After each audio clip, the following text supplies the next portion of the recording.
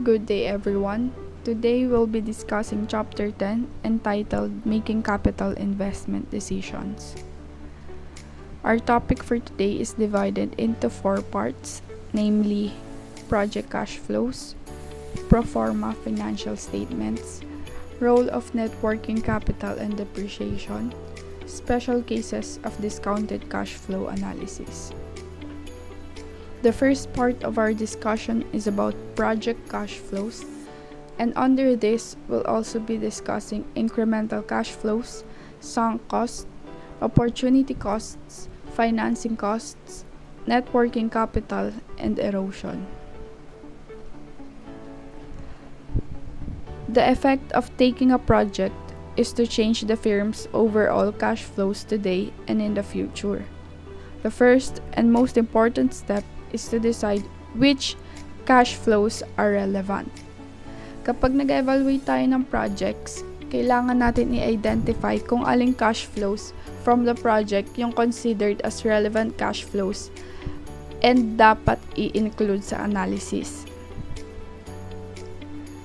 So, ang relevant cash flows ay tinatawag ding incremental cash flows. Ito yung mga cash flows na kasama sa capital budgeting analysis. Ito yung mga nag-o-occur kapag tinanggap yung project. Kaya naman, incremental cash flows are said to be the difference between a firm's future cash flows with a project and those without the project. With that, we use the standalone principle, which is the assumption na ang pag-evaluate sa project ay maibabase sa incremental cash flows ng project. Kailangan natin i-isolate yung mga cash flows na to from the rest of the firm using the standalone principle. Dito, in-evaluate natin yung project nang nakahiwalay sa ibang operations ng firm at na-identify natin yung mga relevant cash flows na associated sa project. These right here are the common types of cash flows. Sunk cost is a cost that has already been incurred and cannot be removed and therefore should not be considered in an investment decision. So, sunk cost ay hindi isang cash flow na nag-occur lang kapag ma-accept or ma-reject yung project. Meaning, nag-occur na tong cash flow na to kaya hindi natin siya gagamitin sa analysis ng cash flows na associated sa project. Example ng sunk cost ay yung consulting fees bago i-launch yung project o kaya naman research and development bago mag-launch ng project. Second is opportunity cost. This is the most valuable alternative that is given up if a particular investment is undertaken. So ito yung isa sa mga situation kung saan isa siyang cash flow na hindi nag-occur dahil pinagpatuloy mo yung project. Kaya isa itong relevant cash flow. Example is, halimbawa may asset ka na pwede mong ibenta. And from that, makaka-earn ka ng cash flow. O kaya naman pwede mong gamitin sa ibang project. Kapag ginamit mo sa project na ine-evaluate mo ngayon, pwedeng mawala yung opportunity na mabenta mo yung asset na yon. Next is erosion. So, ito yung negative side effect ng cash flow. So, merong positive but walang term na ginagamit for that. And sa negative nga, ang term na ginagamit is yung erosion. So, it is the cash flow of a new project that come at the expense of a firm's existing projects. Halimbawa, yung Nike, nag-release sila ng bagong rubber shoes. Ngayon, bababa yung sales ng existing nilang ibang rubber shoes or yung mga naunang release na rubber shoes kasi ang tatangkilikin yung bagong labas. So, to sum up these 3 types of cash flows, sunk cost is not included in the cash flow analysis of the project, while the opportunity cost and erosion are included, meaning the opportunity cost and erosion are relevant cash flows, while the sunk cost is not a relevant cash flow. Next, other common type would be the changes in net working capital. So ito naman, relevant cash flow din siya and para siyang loan. Kasi 'di ba normally yung firm ay magre-require na mag-invest sa networking capital kapag may project. And the good thing is, makukuha rin to ulit or babalik yung networking capital sa end part ng project. So, kung ano man yung ininvest mo sa networking capital para ma-launch yung project, ay babalik bilang cash inflow sa company. So, merong cash outflow sa beginning ng project, then cash inflow at the end of the project. Another is financing costs. It includes interest paid or other financing costs. Ngayon, interesado lang tayo sa mga cash flow na nagge-generate ng mga asset ng project. So, itong financing cost ay hindi relevant cash flow. So, remember, net working capital is a relevant cash flow as well as yung opportunity cost and erosion, while financing cost and sunk costs are not relevant cash flows. Let us now proceed with the relevant cash flow example problem. So, Rocky Boots currently sells 52,000 casual boots per year at $42 each, and 26,000 hunting boots per year at $84 each. So, ito yung current operations nila. And kaya siya naka-red dahil hindi siya relevant cash flow, dahil existing na siya bago pa dumating yung new project. The company wants to introduce a new sandal to fill out its product line. Gusto ng company na mag-launch ng new project, which is yung sandal. It hopes to sell 22,000 of these sandals at $26 each. So, it is highlighted yellow kasi ito yung relevant cash flow dahil associated to sa project na under ng evaluation. So, an independent consultant who cost $4,000. Nagbayad daw sila sa consultant ng $4,000. And ang sabi natin, kapag consulting fee, under siya ng sunk costs. And ang sabi natin, di ba, ang sunk costs are not relevant cash flows, kaya hindi natin siya isasama sa analysis. Ngayon, etong consultant has determined that if Rocky Boots introduces the new sandals, it should boost the sales of its existing hunting boots by 3,000 units and reduce the sales of its casual boots by 8,000 per year. So, as you can see, naka-yellow highlight din yung positive and negative side effect. Dahil sabi nga natin kanina, relevant cash flow sila dahil associated sila sa project bilang sila yung side effects nga. So, yung positive ay yung mabuboost o tataas ng 3,000 units ang sales ng hunting boots. Samantalang yung negative naman o erosion ay bababa ng 8,000 units yung sales ng casual boots. Ngayon, ang gusto nilang malaman ay yung amount na gagamitin bilang annual sales figure sa pag-evaluate ng project. And to compute for that, kukunin natin yung amount ng relevant cash flows. Una na doon ay yung new sandal, which is yung new project na merong 22,000 units at $26 per piece.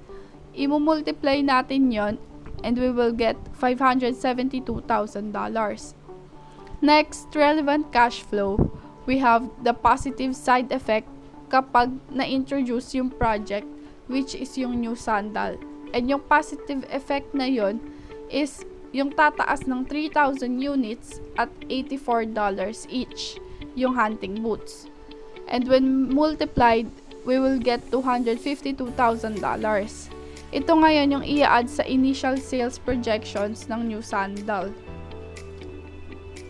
Kaso, sa pag-introduce ng new sandal, meron ding negative side effect or erosion, kung tawagin, which is yung bababa ng 8,000 units at $42 each yung casual boots.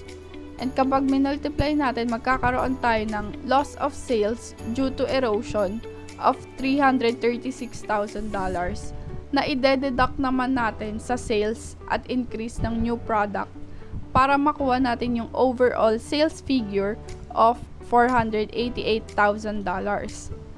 para sa paglo-launch ng project. So, ito yung amount na ina-expect nilang magiging sales kapag na-introduce na yung new sandal. We are now going to discuss the second part of our discussion, which is about pro forma financial statements, and we'll also be discussing the alternative definitions of operating cash flow. So, pro forma financial statements. These are financial statements projecting future years' operations and are a convenient and easily understood means of summarizing relevant information for a project. So, ang ginagawa dito ay yung projections kung ano ang magiging itsura ng balance sheet at income statement. And mula dito sa pro forma financial statement, kukuha ng information para ma-generate yung cash flows na gagamitin sa project. Let us now proceed with the equations used in project cash flow. So, project cash flow, ito yung mga cash flow mula sa asset para ma-generate yung project. To compute for that, we have project cash flow is equivalent to project operating cash flow or OCF less project change in net working capital less project capital spending. Next, we also consider the equation for operating cash flow, and it is equivalent to earnings before interest and taxes or EBIT plus depreciation less taxes. Now, this is how all of this works. Ang gagawin first is titingnan yung situation ng isang projected project and then gagawa ng pro forma financial statements. Tapos gagamitin yung accounting information from that and i-convert siya into cash flows gamit itong mga equations na nabanggit. There are three alternative definitions of operating cash flows, and those are bottom-up approach, top-down approach, and tax shield approach. So, bawat isa sa kanila merong equation. Sa bottom-up approach, it only works kapag walang interest expense, and ang equation for that is operating cash flow is equivalent to net income plus depreciation. Sa top-down approach naman, hindi sinusubtract yung non-cash deductions.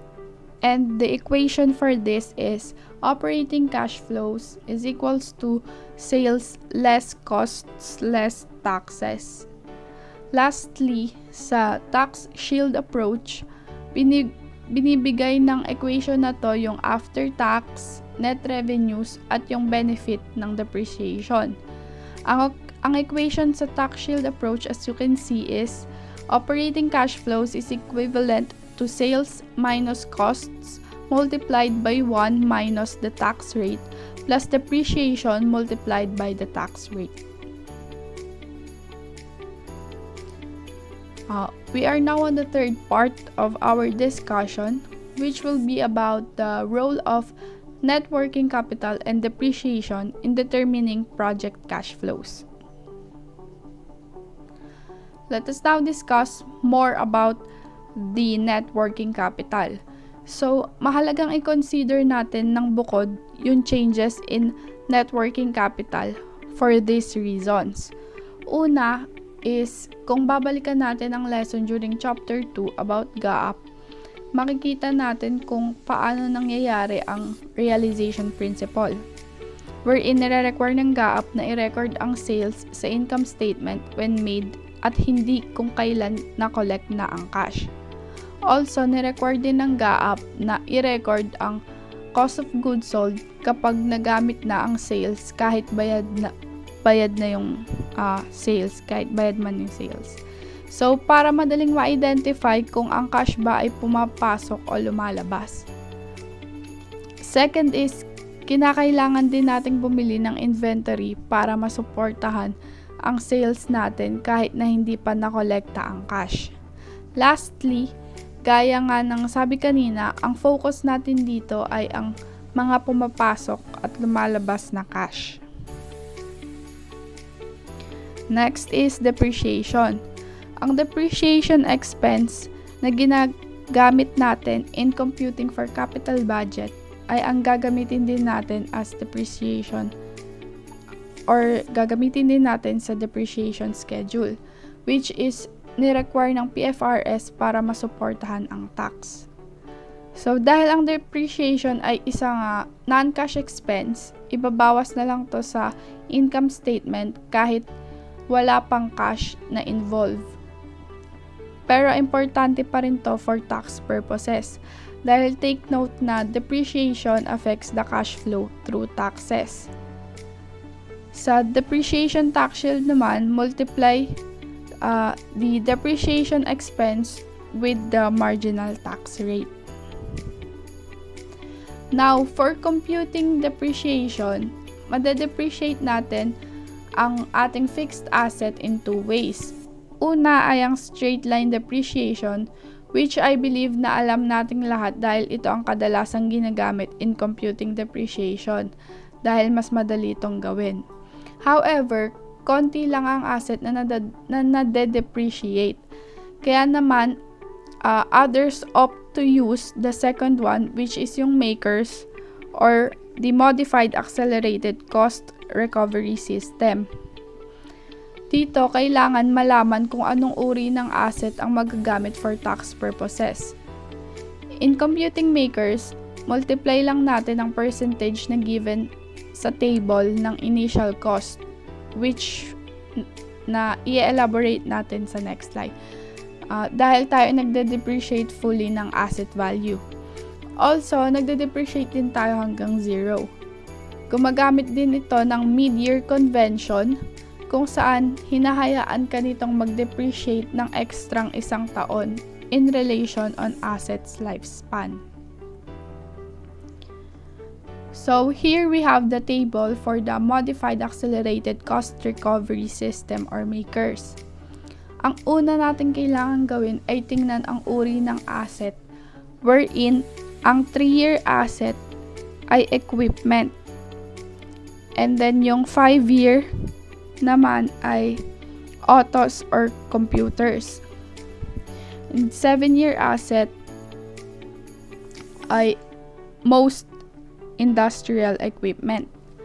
Next step, pagkatapos natin malaman ang uri ng asset ay kunin ang value ng asset at i-multiply sa percentage each year para fully ma-depreciate ang asset.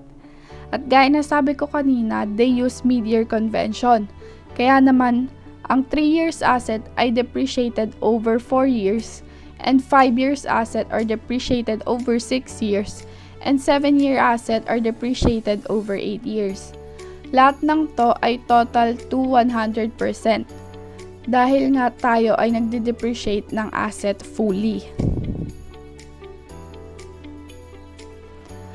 We are now on the fourth and last part of our discussion for this chapter, and this will be about some special cases of discounted cash flow analysis.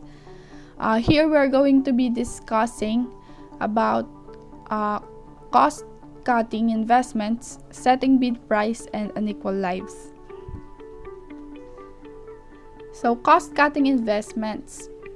It is used to evaluate whether to upgrade facilities to make them more cost-effective. Ito yung pagdedesisyon ng firm kung mag-upgrade ba sila ng facilities para maging cost-effective sila. So, nagkakaroon ng cost-cutting proposal kapag yung company halimbawa ay gustong mag-automate or magkaroon ng bagong machinery.